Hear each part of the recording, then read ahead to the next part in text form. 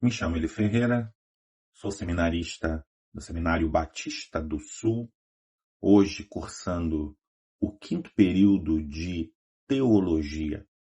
Estarei apresentando uma aula sobre saúde, com uma ênfase na saúde emocional daquele que cuida. Ou seja, a ênfase é na vida de um pastor. E qual é o foco desta aula? É tentar mostrar a integração, causar, na realidade, uma integração entre a fé e o estar ou o bem-estar físico daquele que cuida. O tema principal desse curso será Cuidando de quem cuida à luz das Escrituras Sagradas.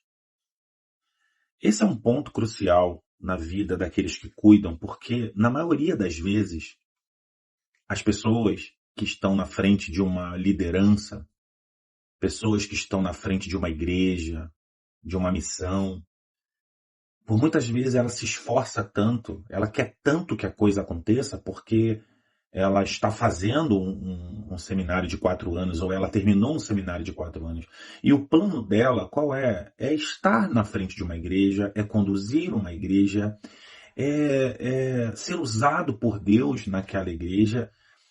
E por muitas vezes romantiza demais a questão do pastoreio.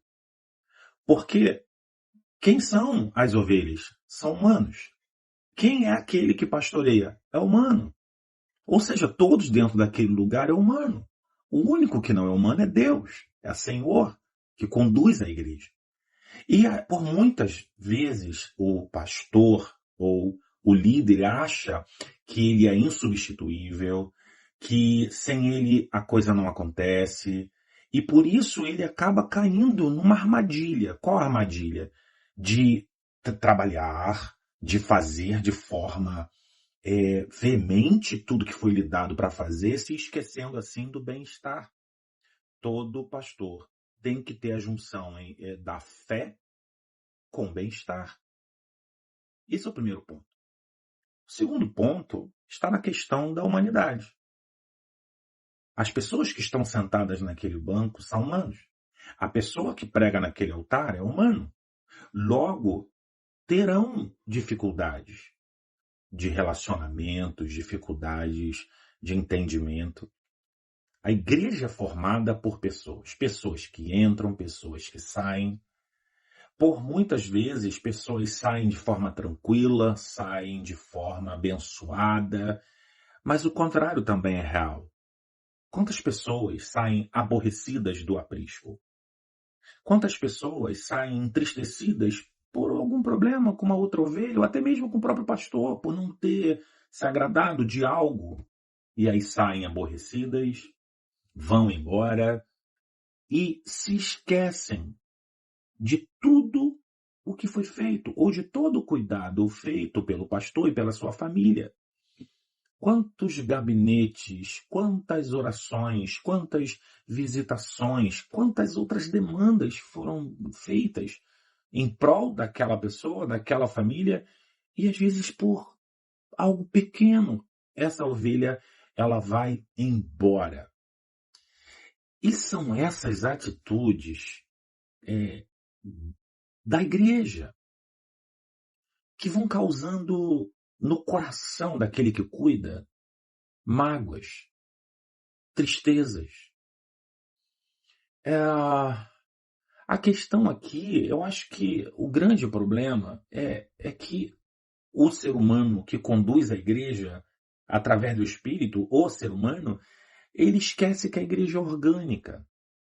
Ele esquece que o Senhor é que é o agricultor, não é ele. No momento que o pastor entende de que a missão dele é pregar, independente se a pessoa vai ficar ou não ficar, se ele entender que quem mantém, quem traz, quem mantém é o Senhor, como na igreja primitiva, que ia trazendo aqueles que iam sendo salvos, Quando a pessoa entende isso, ela fica em paz. O problema é que aqueles que cuidam esperam algo mínimo, posso assim dizer. Mínimo, que é respeito. E aí é que está a questão. A- essa atitude de, por muitas vezes, entristecido com o pastor, entristecido com a igreja, essa pessoa, ela vai embora.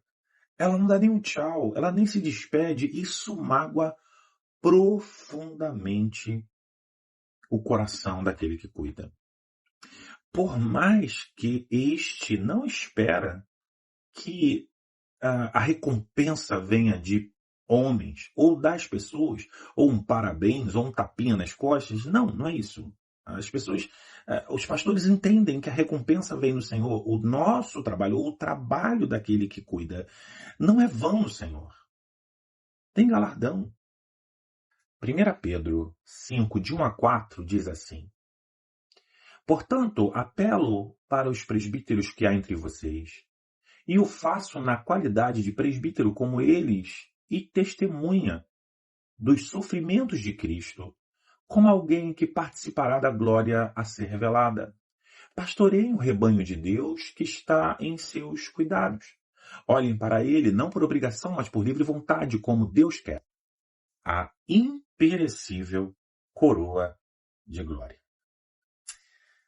Mas a questão toda é o seguinte, mesmo sabendo disso, que a coroa vem do Senhor, que a recompensa vem do Senhor, mesmo sabendo do porvir, mesmo sabendo que nenhuma palavra humana vai trazer conforto ou vai trazer refrigério ao coração de um pastor, de um líder, mesmo assim esse pastor ele quer o mínimo, quer respeito, quer ser respeitado.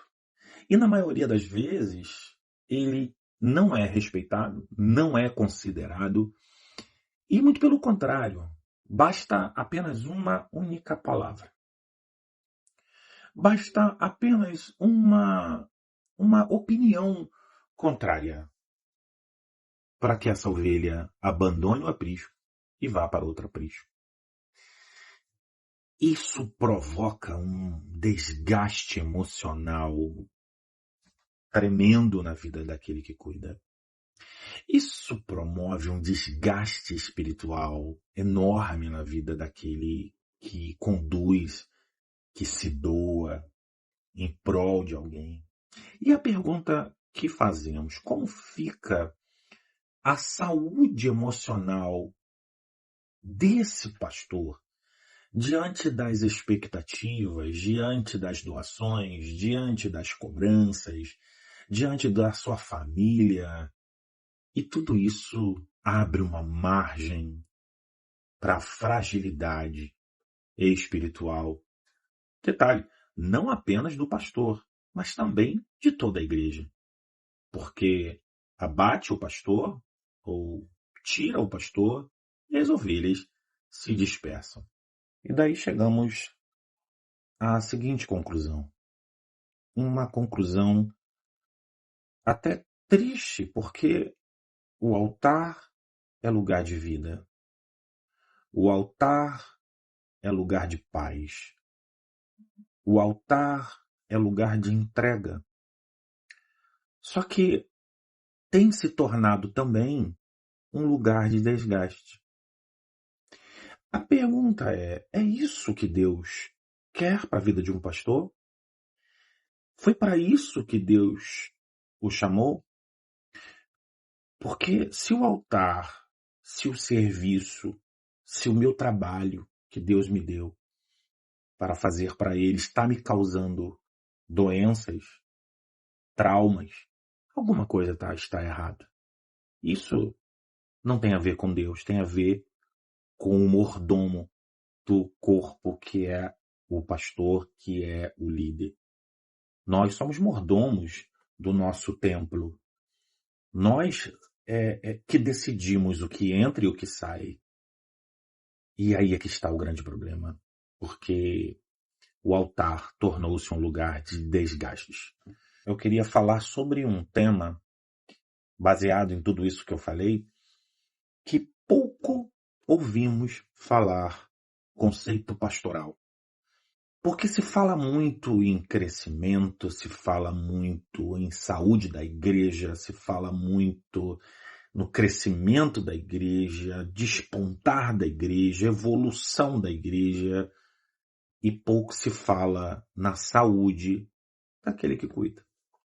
Eu queria falar hoje nesse curso sobre burnout no ministério pastoral. Esse é o assunto principal. Um pouco da definição da Organização Mundial de Saúde, a OMS, que diz o seguinte: a classificação estatística internacional de doenças e problemas relacionados à saúde, que entrou em vigor em 2022. Olha o que diz. A OMS não classifica. Eu queria deixar isso claro aqui, porque a OMS não classifica o burnout como uma doença médica. Olha que interessante. Ou condição de saúde, mas sim um fenômeno ocupacional. Fenômeno ocupacional. Segundo a OMS, o burnout é uma síndrome resultante de um estresse crônico no local de trabalho que não foi gerenciado com sucesso. Ou seja, o burnout não é uma doença patológica. Não é uma doença que você adquire com a sua imunidade baixa. Não. É falta de organização do seu tempo, do seu trabalho, e você acaba adquirindo burnout. Você acaba entrando nesse fenômeno ocupacional. No contexto de ministério, posso assim dizer, o burnout é estritamente ocupacional. Por isso se faz necessário separar a crise de fé, o espiritual, da crise de trabalho pastoral, institucional. Então o pastor pode amar a Deus espiritual, mas estar exausto da estrutura da igreja ocupacional. A Cristina Maslach, ela é psicóloga, ela é professora da Universidade da Califórnia. Ela é a maior autoridade no assunto e criou o chamado padrão ouro na pesquisa sobre a área. Qual é a definição de Maslach? Cientificamente, o burnout é definido como uma resposta psicológica prolongada a estressores interpessoais e emocionais crônicos no trabalho. Diferente de um diagnóstico médico genérico, a ciência define como um construto multidimensional. Então a gente chega num entendimento de que burnout não é apenas um cansaço, mas é quando a alma ela desliga. A definição científica mais aceita mundialmente, além da classificação da OMS, e do que ele é composto? É composto da exaustão. A dimensão de esforço individual é um sentimento de estar sobrecarregado, sem recursos emocionais e físicos. É o aspecto mais visível da síndrome. Qual o segundo? O cinismo ou despersonalização. A dimensão interpessoal, o trabalhador desenvolve uma atitude indiferente, fria ou excessivamente distante do trabalho e das pessoas que atende, no caso da teologia, os fiéis e a comunidade. A terceira é a ineficácia profissional, no caso do pastor, a ineficácia do ministério. a dimensão da autoavaliação, uma queda na sensação de competência e produtividade, onde o indivíduo sente que seus esforços não fazem mais diferença. O esgotamento promove essa exaustão, essa despersonalização, essa ineficácia.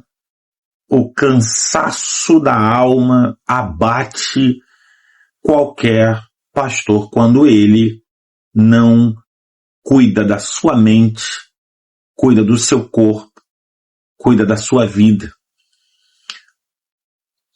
Estamos falando do problema em si, mas precisamos trazer um pouco de dados para que você entenda como isso é um problema no nosso meio, no meio cristão.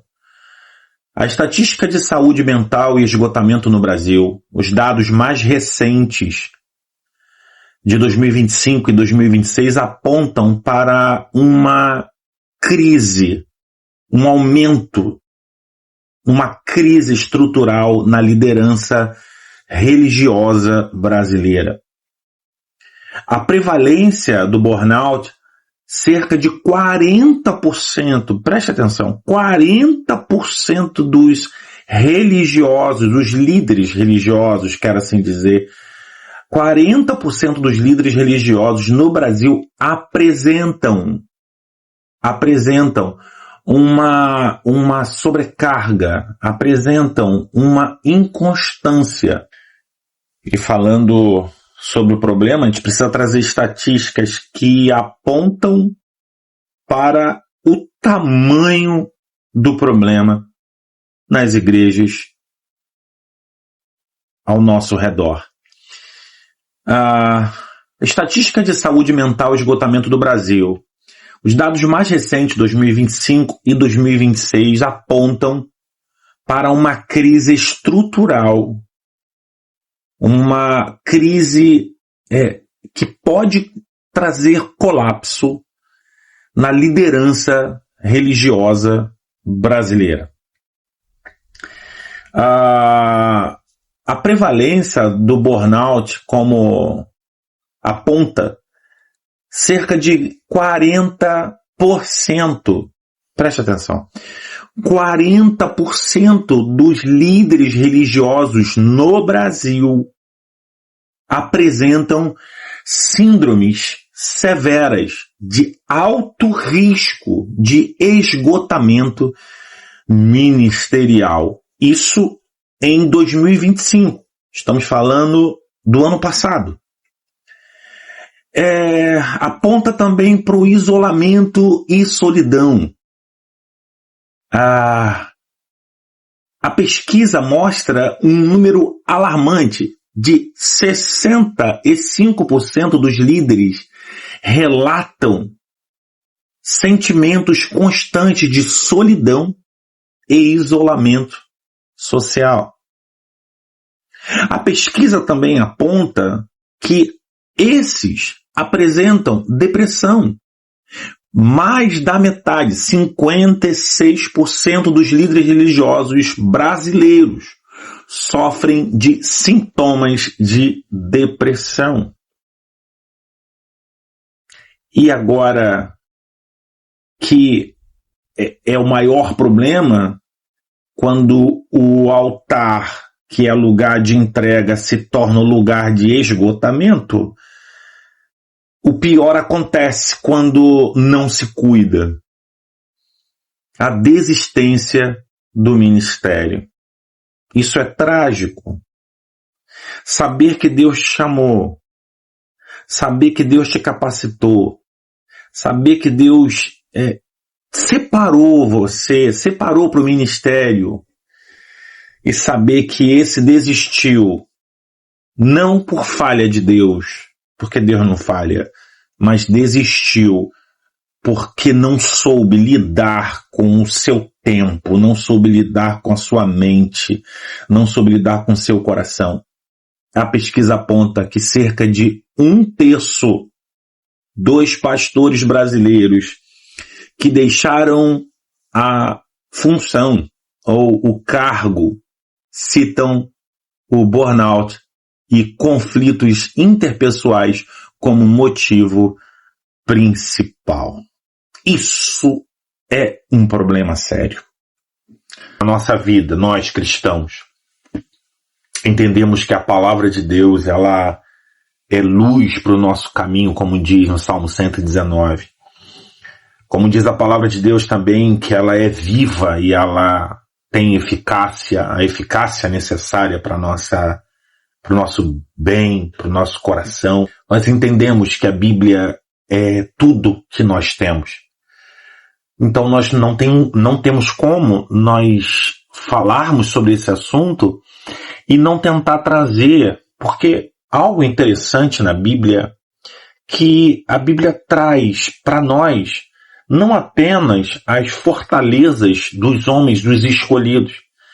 Deus não mostra para a gente apenas na Bíblia os sucessos, as vitórias que cada um deles tiveram, mas também mostra seus momentos de vulnerabilidade, mostra também seus momentos de fraqueza. E interessante, quando você olha para os contextos, Deus vai falar que muitos da fraqueza tiraram força para se tornar hoje para nós um dos heróis da fé. Está lá em Hebreus. Então, para nós, a Bíblia é tudo. Ela explica, a Bíblia explica a Bíblia.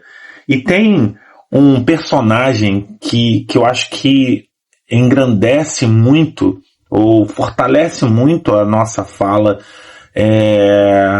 traz muito contexto para a nossa fala. Um desses que a Bíblia vai mostrar para nós que é um dos heróis da fé, um desses que a Bíblia vai dizer para nós que da fraqueza tirou força, é Jefté, um homem com uma história bem marcante, uma história bem complexa, para não dizer triste. Tudo isso pautado em uma vida marcada por rejeição, uma vida marcada por pressão, por ansiedade. Fica muito claro para nós no contexto de Juízes 11 e 12, onde mostra o desenrolar da história de Jefté. Qual é o contexto? Jefté era filho de prostituta. Foi expulso pelos seus irmãos porque esses não queriam que ele obtivesse a herança do seu pai. Não queriam que ele tivesse direito, na realidade, à herança de seu pai. A história mostra que ele foi isolado com homens marginalizados.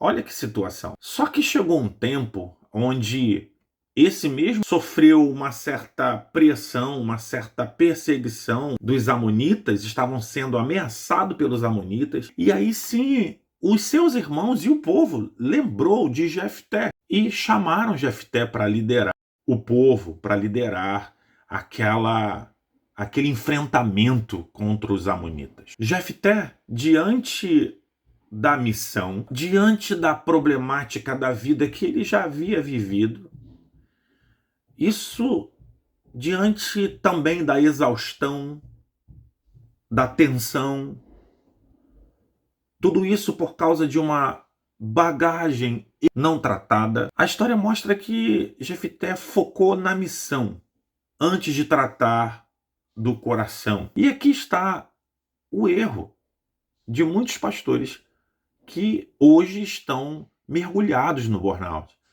Estão muito preocupados com a missão, mas não estão preocupados com o emocional, com a razão, com o seu estado físico. Isso é um problema sério. Um líder entende que o foco é a missão somente, o foco é no ativismo, quando ele tem o foco na missão e no ativismo para mostrar o seu valor, porque de certa forma foi isso que aconteceu com Jefté. Quando esse líder tenta mostrar o seu valor para a igreja através do seu trabalho somente, ele fez uma carga. Ele traz para si uma carga que não é dele, ele traz para si uma carga emocional enorme, assumindo um papel que não é dele. O papel do líder, está diante de uma igreja, não é ser o salvador, ele não é o salvador. Ele não é a luz no fim do túnel, Deus é a luz no fim do túnel. Na verdade, Deus é a luz no começo e no fim do túnel. Jefté caiu nesse engano. achar que era responsável vitória dos amonitas. Ele assumiu esse papel antes de cuidar do seu coração. E aí não tem jeito. Quando um líder assume a responsabilidade, ele traz sobre si a responsabilidade, traz sobre si uma pressão extrema de ter que resolver, de ter que trazer a vitória de qualquer maneira, e Jefté esqueceu que a resposta vem do Senhor. É do homem, é do Senhor. A história mostra, de Gênesis a Apocalipse, que quem guerreia as guerras é o Senhor, é o homem, não é o escolhido, mas é Deus, através do Espírito Santo, que age em favor dos seus escolhidos. E aí, a segunda coisa que eu vejo na história de Jefté, mergulhado no burnout, é que a pressão extrema nos faz tomar decisões baseados na emoção do calor do momento. Na pressão extrema, antes da batalha, Jefté tomou uma decisão, fez um voto ao Senhor de forma impensada. Ele disse a Deus: se o Senhor nos der a vitória, assim que eu chegar em minha casa, a primeira pessoa que sair ao meu encontro, eu lhe darei como oferta. O que aconteceu?